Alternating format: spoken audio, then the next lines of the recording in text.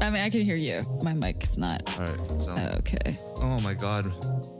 My I have such a goodness. bootleg mic stand set up today. It's terrible. What have you got going on? Wait, you haven't seen the photo I sent in the group? I want you to describe it for our listeners. All right. So do you not remember what we're doing right now? You're right. So what it is it's two boxes stacked on top of each other.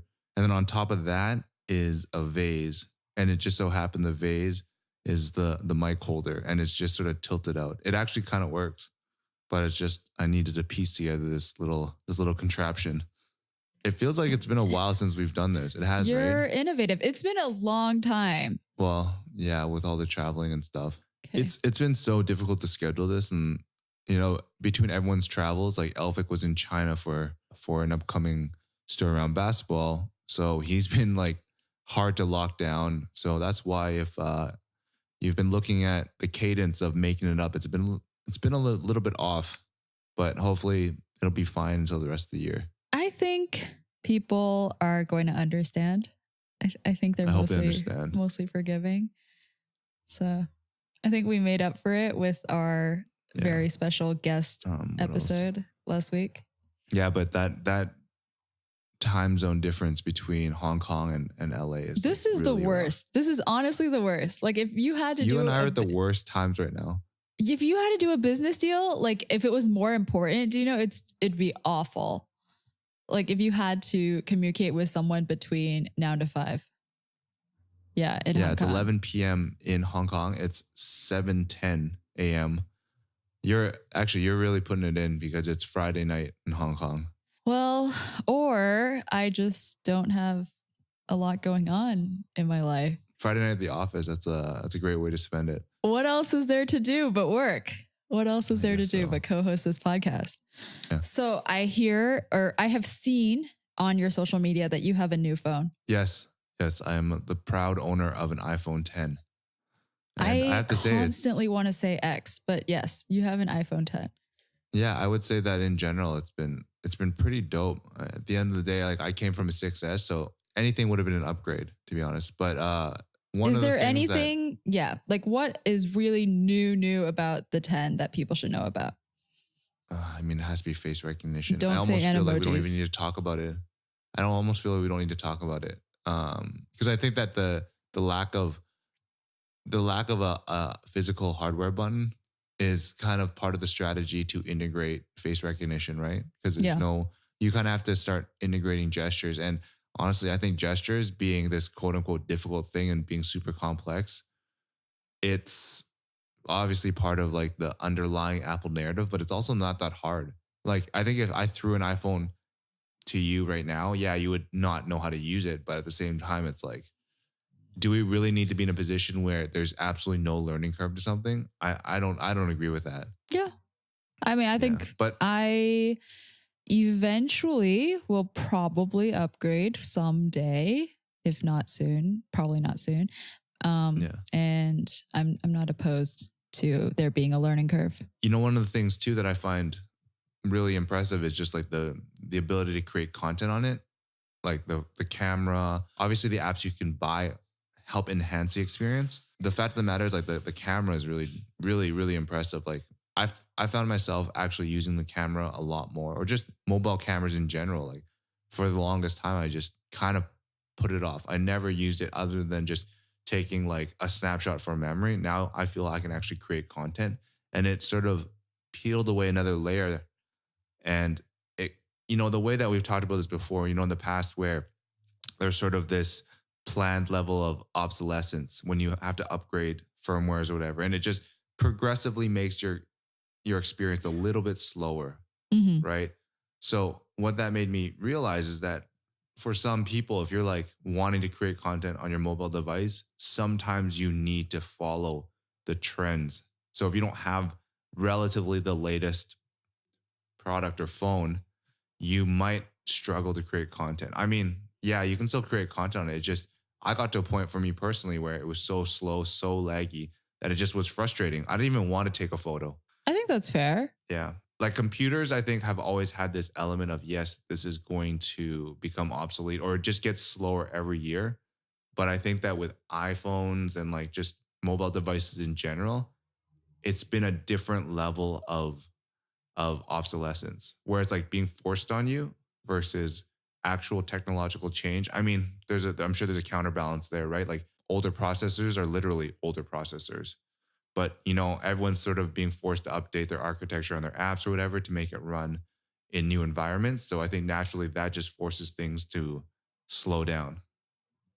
I probably went way too deep into that than was necessary, to be honest. Yeah. I mean, I think it's an interesting conversation, but it's probably like its whole entire own topic. Yeah, I definitely think it needs a little bit more time spent with it, just thinking about how it actually operates. And maybe that's like a story for another day, like an actual deeper narrative.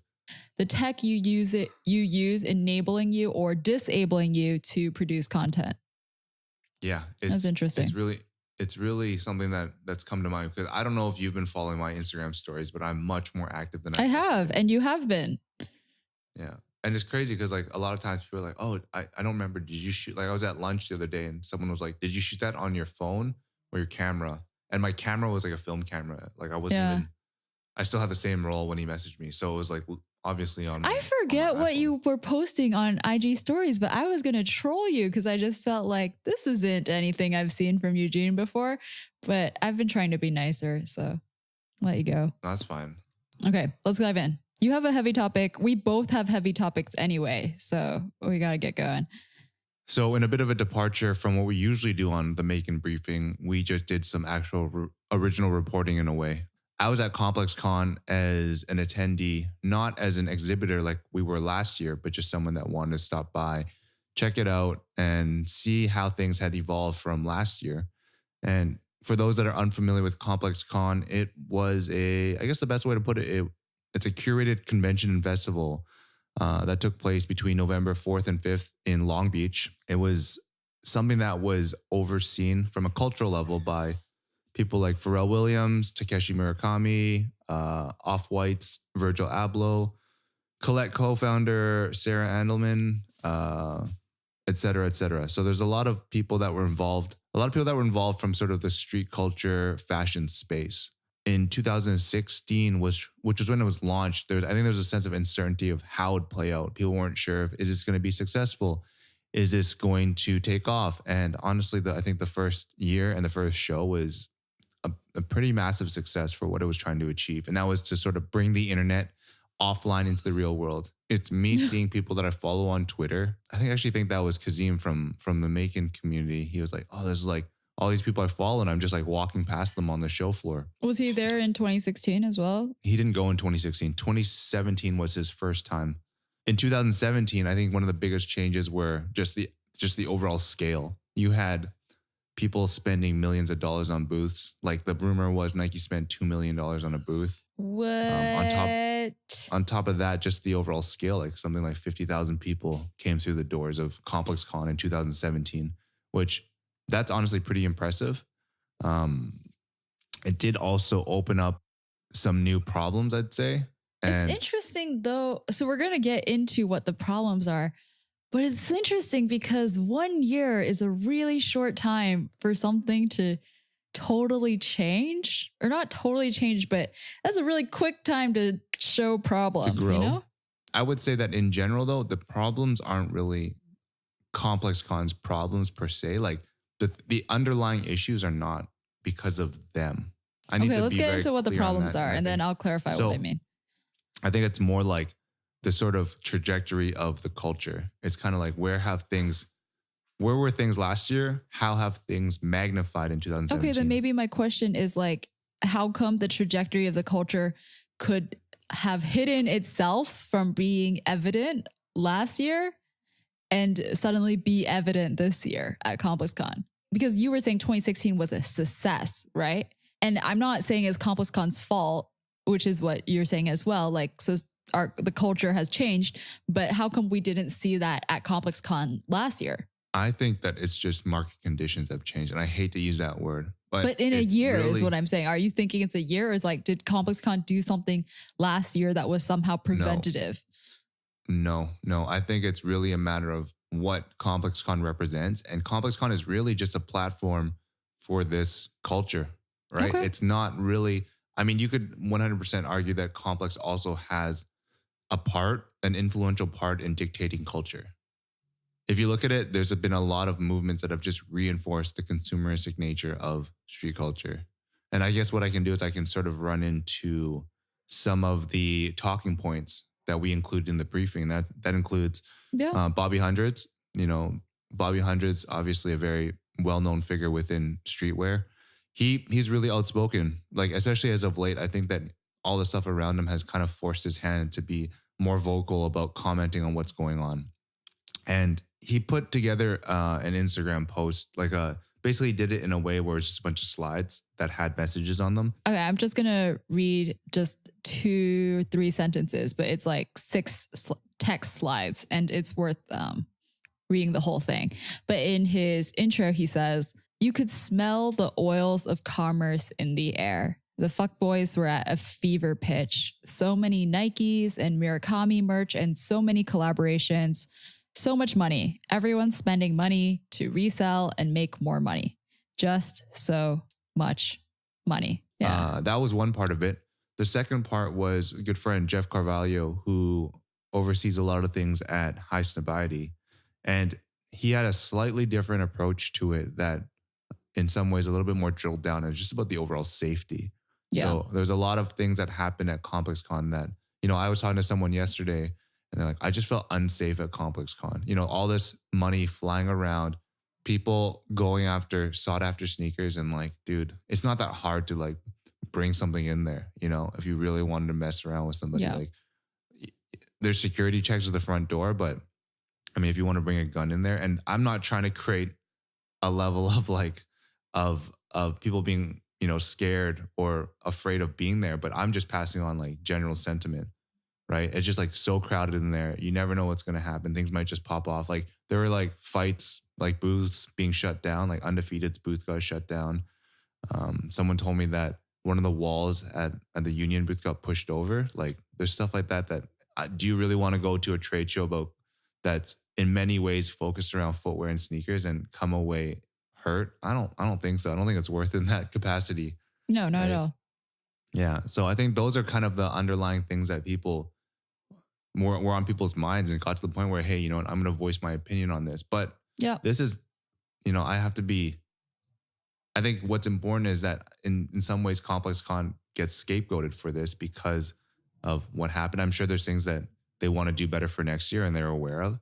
But overall, I think that what was the most notable element of it all was the fact that when you look at the way things are promoted, and this is my opinion of it in many ways, it's like you look at how imbalanced the promotion is. It's about, hey, this exclusive product is dropping at ComplexCon.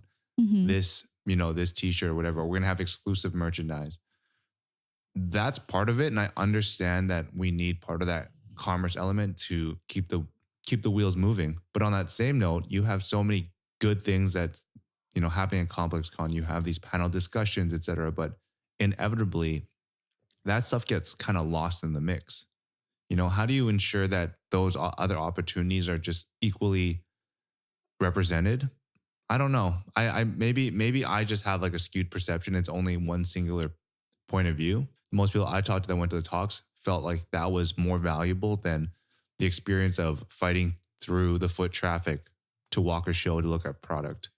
So how do you find a way to return to those sort of those pivotal moments within culture, which people are going to reference back, like some of the things that happened. Like there was a talk that, once again, to use Kazim as an example, he was always referencing the Steve Stout convo, just talking about all of his experiences, and they started breaking down like Kanye albums of the past and how that was sort of put together. And I think those are like moments in culture that need to be reinforced and highlighted versus a piece of virtually ephemeral product that's going to be gone literally next year. In my opinion, like people aren't going to care about that stuff. Do you think that brands need to stop releasing limited quantities of products? It's one thing to say it. No, I think that they shouldn't, because it's just marketing in general, right? But I think that they have a certain fulfillment. the very severity of the quantity of certain collaborations this year is extreme, in my opinion. Like, I think that I understand that it's marketing, but I think it goes to what you're saying. Like, sure, a product can have around it a whole design process. It can have panel discussions. It can be meaningful in some bigger way. But if at the same time, on top of that, you decide to make it so extremely limited that the reality is impossible for it to be on the streets, like, I think that's, I think it's irresponsible. I'm just going to say it. Like, it's funny. It's funny that you bring this up because this seems like a position I would take, but I also recognize as a brand, there is a certain business element to it. And what you and I deem to be success in this context is different than what a brand deems to be success. And what's success for a brand? Oh, I sold XYZ, you know, like this many people were talking about me. That to me is something that you cannot fundamentally remove from the equation. People are always going to talk about that, or they'll always need to have those goals in mind as a brand, right? To sell stuff. You and I are different because we're not brands per se. We care more about maybe the direction of culture. Not to say like you're heavily invested in so-called like street culture, right? But I think when people like Bobby and Jeff come out, and even myself come out and start like highlighting some of the things that are wrong with this culture, it's sort of, you know, an indication of where things need to go, in our opinion anyways, because I think there's going to be this level of change, right? I think you kind of feel it right now. This is bifurcation of culture, as I've like to put it. It's, you're always going to have this lowest common denominator element of, hey, ComplexCon as a show will exist. It will always be there, but it will appeal to arguably the bottom of the pyramid. People are there just there to buy stuff and be told what to buy. You know, I think people like Foot Locker, mall brands in general, will probably need to have a level of involvement in a show like ComplexCon. Will other people come back next year? I don't know. That's to be said. You know, like, and when I say that, I mean, I think people will always come back in terms of attending, but in what capacity are you going to want to show there? Like, looking back at whether MAEKAN coulda, shoulda did ComplexCon 2017, like, it's a very clear, definitive no, we shouldn't have done it because it just wouldn't have fit. You know, like, it's not that the MAEKAN reader, the MAEKAN listener isn't at ComplexCon. There was so much more noise in 2017 that it was very difficult for you to break through. And like, honestly, we don't have like this super hyped brand that's selling limited edition things that everyone wants to buy a piece of, right? Like, you're basically trying to put people onto stories that don't have a tangible element. And that was one of the conscious decisions we made. Does ComplexCon make sense for us?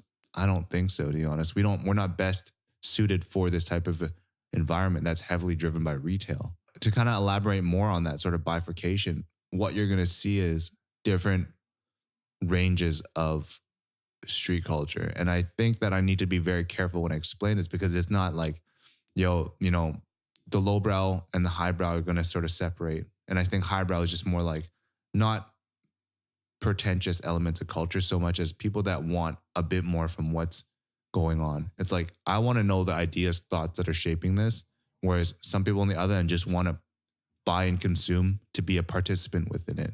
Some want to create, some want to consume. So I think that's just the reality of it. I still think one of the fundamental problems is how many brands intentionally create this false exclusivity, because in this day and age, obviously any product could be made to sufficiently fill shelves. There's no, like, let's not pretend that on a big brand level. Yeah, I think. Yeah, let's not pretend, okay, that Nike or Supreme cannot make enough products for the people who want the product, okay? Like, in terms of an actual business merchandising standpoint, they can do that if they want, and they don't, because it's part of their marketing ploy to make something hyper exclusive to, you know, beef up whatever item it is and make it really attractive. Okay, so that's what I mean by like, I think brands are being irresponsible, because I do think that this very one simple thing by them changing the way they do limited editions could solve some of the issues we're talking about, like consumerism and safety. Okay, like I don't think I see you already fighting back, but I do think this is part of the problem. And the other thing that I have, the issue that I have is just fundamentally the part of streetwear that is built on brands is built on the back of products. Okay, so this is a really difficult problem, right? Because if it's a product, like how do you cannot convince every product manufacturer brand that they need to make there needs to be substance behind the actual fact of a t-shirt or a shoe. And I think that goes to what you're saying about like a divide. But I just think like ultimately it's not going to go away, because that's part of the foundation of streetwear is the actual items. Yeah, it is what I think now it is. I think what you've come to understand and know and experience is very much driven by consumerism. And I was at dinner with Alex the other day, and he kind of raised a good point where for the first time ever, well, maybe not first time ever, but in terms of like relatively big subcultures, and that sort of is a contradiction, right? Because subcultures should be underground, but you're just saying like streetwear was one of the first subcultures that you could just openly buy your way into the culture. You know, you could buy the right shoes, buy the right clothes. And it was less about a certain level of consumption and support through the products being made.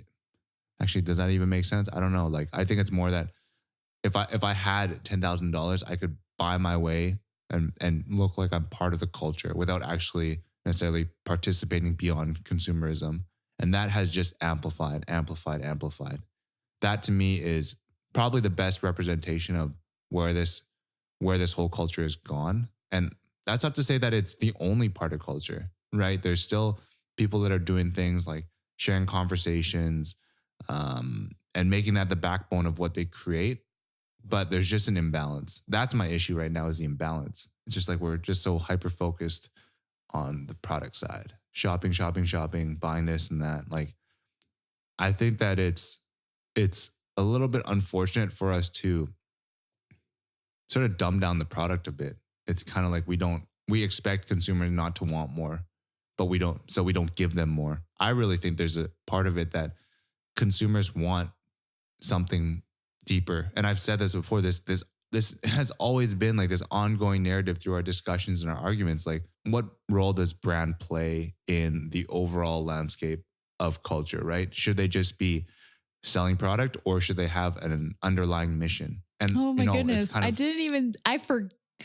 for a second, I got so wrapped up in this ComplexCon discussion that I didn't even hear myself being part of the same argument again. Exactly. But I think beyond that, we just need to respect consumers a bit more, rather than, I think Bobby might have referenced this in his thing too, but it's like, don't look at kids as like a dollar sign, right? Look at them as people that are going to carry the torch for the next generation. And like, can we equip them? In my opinion, can you equip them with the tools, the analytical thought to actually make a difference, rather than like, hey, you know what's going to happen if all you've known is just to consume and buy shit? Like, what does that mean? Like, how are you going to carry the torch for culture? You know, maybe I'm asking too much, but I just feel that like, at least give them the opportunity to embrace and get excited about things outside of product. I'm probably in a position where I'm asking for something that far exceeds what a lot of people are willing to do. But at the end of the day, if you don't do it, then you're not going to make any progress either way, right? Like, at least try to do it. That's what we try to do. I mean, that's kind of one of the big reasons why I left Hypebeast. It was just that the trajectory of Hypebeast it was very product focused. You know, we no longer could really focus on editorial. People weren't quote unquote reading it, albeit it was harder and harder to find when you had so much content being pumped out. But that was just my personal sort of putting my foot down, like, this is what I believe in, and I'm going to try to create that future, rather than just like be salty about my job because I'm writing about sneakers or we're talking about the same stuff over and over again. that's not a diss to all my peers and people that still work there and are just part of that culture in that capacity. It's just that I wanted something else and I wanted to influence it differently. What you were referencing was actually in Jeff Carvalhos' caption. He said, "Stop treating the kids like corralled cattle with purses. It's on us to help fix it or at least work on a solution." And I think for once, I'm not going to crush your dreams. You're allowed to dream. But I think what I want to make clear is that I think it's the wrong perspective to say, let's return to how things are, how things were. Like, I think it's incorrect to say, oh, let's restore a part of this culture that is lost. I think more accurately what you and Jeff and Bobby would want is, let's make something new. Okay, I don't think it's a way forward to think about like restoration of something, but like, let's be more innovative about how you can push this community forwards. Yeah. And that's kind of what I was trying to say with the whole bifurcation. It's like, you're going to have that other element of it. That's fine. No one's saying that you need to raise that and just like, get rid of that element of it. What I'm asking for is just that, like I said, that bifurcation. It's like, people that want something more, let's find a way to get it to them and find a way to provide opportunity where it's not in this massive mix where you can't find it. That's the big thing. It's like, I think like I said, there's going to be people walking the show there that have an opinion and just like, man, this is not a good experience. And there'll be people that understand and feel that, but then they go a layer deeper and they start analyzing. And I think there's going to be, this sort of like step up approach of how can you start to find opportunities where people can just like identify with things on a more profound level. I think that everything that Jeff and Bobby have said are in many ways the beginning of something new. Yeah. Trying to find a way to like bring more sense. And more sense can mean a lot of things, like more sense to the products that are created, more sense to the culture, more sense to like how to make things better, right? I think that's the underlying theme behind what I see here, and like I said, at the end of the day, like one event can play a pivotal role, but I think there's going to be still another 365 days until next ComplexCon to see how things play out. Now, I don't doubt that this sort of event has a place within this culture. Like you said, it's very much rooted in consumeristic tendencies, which is it's not inherently wrong. I did not say it's rooted in consumeristic tendencies, that phrase, which is very negative. I'm just saying that product as an item of apparel is at the foundation of this culture. Yeah, no, I'm not trying to say that that's what you're implying. It's my own belief. Right.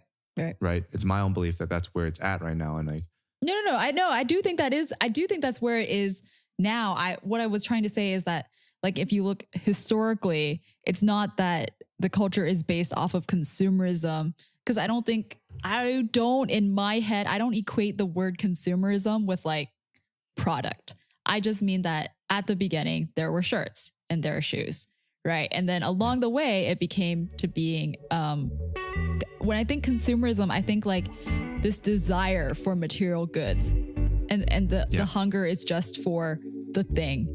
And I don't think that's how it used to be. So I think we're on the same page, actually, for once. No, we're on the same page. We're approaching same chapter. I don't think it's about being on the same page ever. It's just that I think in this capacity, just the reason why we work together is because of a shared belief in where things should go and where things are currently, et cetera, et cetera. That's all it really comes down to.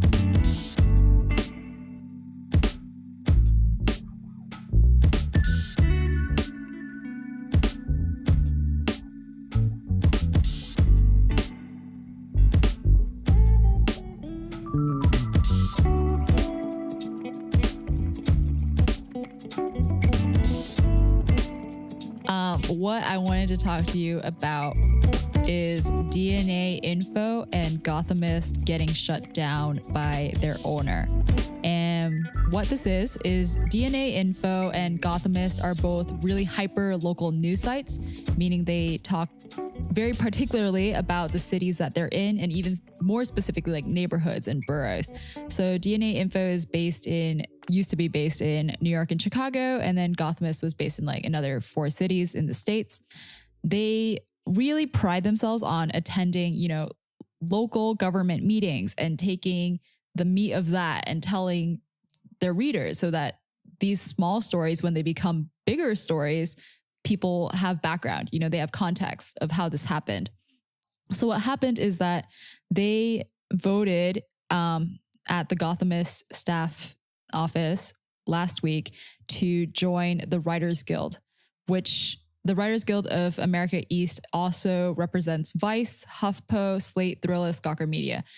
And shortly after their vote to join the union, their owner, Joe Ricketts, he's a billionaire. He owns the Chicago Cubs. He founded TD Ameritrade, closes them down on November 2nd. And it was like really abrupt. Okay. Like the sites abrupt. Just come down entirely, like nothing there. They've been replaced by a letter from Ricketts. And he doesn't say explicitly like, you want to join a union, so I shut you down. But that's pretty much it. Like that's why. There's really no other way to interpret this move. And he had made threats beforehand that alluded to this idea that if they unionized, then he would take drastic measures. The reason I wanted to talk about this is because the state of media is shifting rapidly, and it's sobering to see how easy it is for media outlets to be closed down for various reasons. Like, I'm not here to talk about unions. Okay. Like, I don't think you and I are about to have a conversation about the politics of that. No, I don't want to talk about that either. I don't know enough. We see in the news, like publications get shut down for financial reasons a lot. Like they don't have enough advertisers or they don't have enough subscribers to their paywall. So they get shut down. And in this case, it was just like another thing that caused them to shut down. And it just furthers this story of like media is really vulnerable. Like we're really fragile, apparently, to other people's whims or like other institutions and other companies' desires. I also think though, before you get into that, I think what needs to be sort of identified are the different chapters. And I can't say I'm like an expert and I could identify them from a very granular perspective, but I do see a certain trend amongst publishers of a certain era. And what I mean by that is if you're a publisher that started in an era where the business model was predominantly display advertising, I really think that you are in for a bit of a shock unless you can, you've already probably been, put into a certain position because of the way business models have changed. What that means is that if you've created a business around that and you've been able to scale relatively quickly, you are now at a point where the bottom's being taken out from underneath you, and you may not have other revenue sources to keep things propped up. And mind you, this is a bit of a different example because it's owned by a billionaire, et cetera, but it also changes, right? Like I think that what is, for better or worse, the challenge now is that it's not that media cannot exist. It's just that it's very difficult for media to exist based on a previous era's foundation. I think what strikes me is that you can be innovative in the way you finance your media. Like Gothamist and DNA Info, financially, they found a way. They found this rich owner who supported them. And he really, actually, genuinely, Ricketts did support the work that DNA Info and Gothamist did until they unionized. Okay. So that actually does answer what you're raising about like publications needing to find other methods to finance themselves. But what gets me down, and the point that I want to make, is that the value still does not inherently come from the writing and the journalism itself. And that just drives me totally up the wall, that regardless of whatever, you can't sell writing like you can sell a shoe.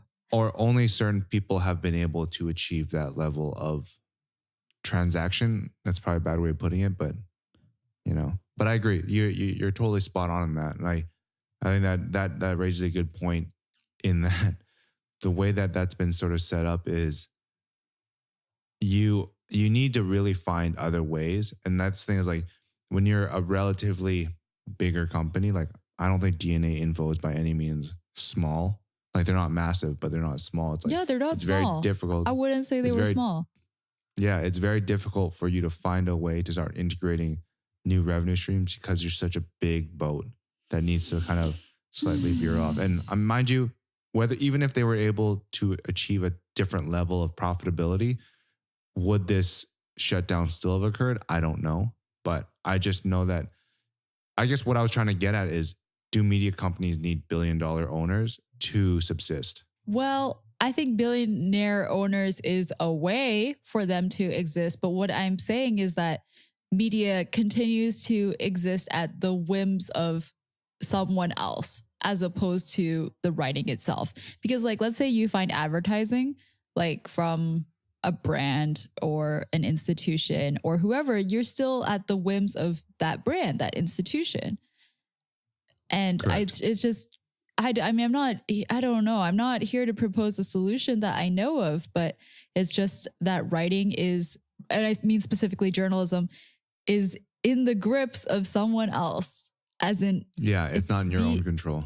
It's not within your own control. There is someone else's intentions at play. Yeah, and I mean, if you look at some of the publications or media outlets that are owned by billionaires, there are actually quite a few of them. Well, new ones, I should say. Like, obviously, Jeff Bezos owns the Washington Post. Yep. So there is an underlying discussion that's going on about the power that they yield. Not only the ability to influence the narrative, but also the success and the future. Well, maybe not the success, but the future of critical pillars of culture lie in the hands of these billionaires who, out of spite, they feel like some type of way. Oh, you want to unionize? Well, here's a big F you. I'm going to just shut you guys down. Yeah. That's kind of a scary thought. Yeah. One of the things that I have thought about is how I feel that journalism, some kinds of journalism, like not what we do, but the kind that Gothamist DNA Info does, like this hyper local news stuff,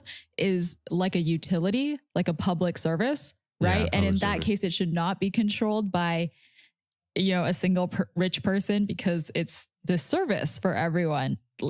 They can just shut it off. It's like giving a rich person control of the electric grid. Yeah, exactly. Like you on ComplexCon, if you give me the time, I can just monologue to myself about this topic. I'm not restricting your time though, so you should go in if you want. I think the other thing that is sobering about Gothamist and DNA Info closing down in particular is the loss of really tiny specific stories that are only relevant to handfuls of people, but are still important. Like I think news isn't necessarily just important when it applies to the most people. And like news is equally as important and enabling if it matters very seriously to 50 people in a neighborhood. And I think closures of sites similar to this mean that you get less information about what's going on immediately around you. And sometimes that's like what's most useful, right? Like, sure, we need to know the latest thing that the latest bill that's passing through the House, right? Or Trump's latest gaffe abroad. But we also need to know what's happening on our street, right? Like something as silly as, are they taking away parking meters? Like that could affect your life. And you don't have access to that information. It's kind of strange to think about, like not even maybe reaching a point where you can't even get that easily anymore. Media is very much focused on things that happen on the coast because everything in between is sort of shrinking. I mean, this is a bit of a different example, but in general, hyperlocal news has always been put under pressure in the internet age. If people are really interested in this topic, they should read up on Stratechery's, what they call the aggregation theory. So aggregation theory is basically how the previous world that we lived in, like the printing press era, obviously was done away by the internet, where in the internet age, the marginal cost of serving another user is virtually zero. So then what that means is that like it really puts pressure on individuals like newspapers, right? Because they no longer can control the power like they once did. I'm not going to go too much into it because I need to look back and reference it if I was to really explain it. But it's definitely worth a read if you're interested or fascinated in the world of, I guess, in a way, business theory. How do you think this whole event has any relation to the world of MAEKAN, which is like a super independent, much smaller sort of media company? I love our independence, and I do think frequently about what it means to bring in outside influences, like whatever that means. But what I'm talking about is like letting other people have more of a say in what stories we tell. I'm not trying to say this in like some kind of foreboding way, but I just think about what it means when you share the independence of a newsroom with other people, right? So I think about that, but then I also think about the nature of the stories that we pick. And I want to be a bigger advocate of doing smaller stories. And not smaller stories as in the length, but stories that are, what I'm saying is like relevant and important to a small set of people, and not worrying about there being people who are not interested in that subject. Like, I want to be comfortable with not feeling like we need to cover lots of ground or make sure that everyone is on board with the new story. Yeah, I think that it's just at this point in time, and it's another thing that sort of reinforced itself in recent times, is that, in the last few years, it's been very difficult for people to walk off the beaten path, because the beaten path, aka the subjects that have the most regular airplay, have a baked in audience. So that's why people focus on them, right? Like, if my goal behind my media company is inherent scale, it's like, well, if I speak about a celebrity, there's a natural amplification that's baked into the storyline. Whereas, hey, this is someone no one's heard about, but they're doing amazing things. That's a risk, and that's also a uncertain use of resources. And I think that's the one thing that I've really tried to push away from. And you never know, like this story that you do or you invest resources into, maybe it doesn't turn out, which sucks. I mean, like you're spending money that you are holding very tight, to your chest. I think that if that's what we've tried to do, is have a very rigorous process towards figuring out what's a good story and what's not a good story, right? And then that allows you to take these educated bets on stuff that isn't, this is the most like cliche example, that isn't Kanye West, that isn't, XYZ celebrity. Not to say they don't have great stories, it's just that there's so many other people that don't have the ability to have their message shared. Turn that frown upside down, Charisse. You guys can't see this, but Charisse got this lost look in her eyes. Maybe it's late too. I don't know. No, it's mainly it's mainly the feeling that both of our topics, like it feels like to me that we're in these sort of uphill battles. Like, the myth of Sisyphus? No, educate me. So Sisyphus was in Greek mythology, king of Corinth. And okay, this is not the part that's relevant, but I'm going to tell the whole myth anyway. He was being punished for being arrogant. And his punishment was that he had to roll a really big rock up a hill. And then when it got to the top, it was going to push him down to the bottom. And that was what he had to do for the rest of eternity. Okay, like push this rock up the hill. But the relevant part of this is not the arrogance part, but just the fact that it just feels like in both of these cases that we're talking about, like we're the small guy. Do you not feel like the small person, like the underdog? Yeah, of course. Do you ever get tired? Do you ever get tired of being the underdog? No, I don't, because I don't get tired of it, because if you look at it at some point in time, the giant was also the underdog. So you're always making hopefully micro changes or changes based on experience and decisions you make, whether good or bad, to eventually be the giant. And not to say that you're looking to be this all-powerful force that's going to crush everybody. It's more that, we've been working with this guy, Dylan, out of New York as of late, and his holy trinity and his I'm pretty sure he did make this up because it's a pretty overarching theme, but it's like, what's the holy trinity of media? And it's like audience, revenue, and product, right? And like, you need those three things to be successful. And for us, like the most interesting sort of challenge right now is just audience. How do you grow audience? How do you grow audience in an era where it's so noisy and it really becomes a game that benefits people that are really good at digital marketing, online marketing, right? And I think you and I recognize that we're always trying to work at that. And I'm not trying to detract from the little guy thing, but recognizing what are the three things that make for a successful media company or platform, you start breaking down the things and it becomes a little bit more manageable. I think that it does. And not just because it's now midnight in Hong Kong, but like, I do think sometimes it like wears me down to think like we always have to be like scrapping to get things together, like that we have to bootstrap our way up. But at the other time, I realize that like there are advantages to being in the position where we are. Yeah. I mean, you make changes and you can hopefully identify market forces or market trends and set yourself up for success when those do hit. And I think that the scrappiness of it all is to be expected, but I not for a second feel as though that will be the forever sort of trajectory or feeling that we get. You know, there's things that are definitely challenging, but at the same time, it's like, if you want to create a new framework, it's always going to be challenging.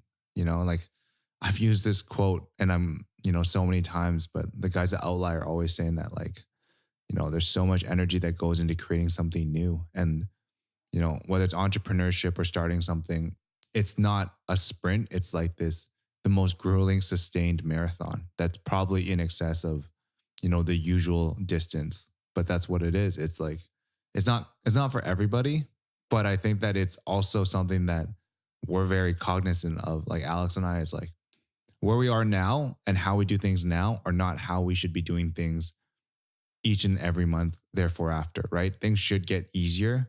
Other things pop up that are more difficult, but the general things that you were doing before shouldn't be as hard as they were in the past, in my opinion. Good place to end things for the day. Yeah, this was, you know what? I recognize that when we're not in the same room, things generally drag on a bit longer because we can't just interrupt each other. If you are interested in hearing more about MAEKAN and our membership opportunities, which include exclusive content and a members-only Slack channel, you can head over to maekan.com. There, you'll experience more of our stories focused on the sights and sounds of creative culture. You can also subscribe to us through your favorite podcast app and platforms. If you like this podcast, you can do us a huge favor by reviewing us on iTunes or simply sharing this podcast with a friend. I'm Eugene. I'm Charisse. And this is MAEKAN It Up.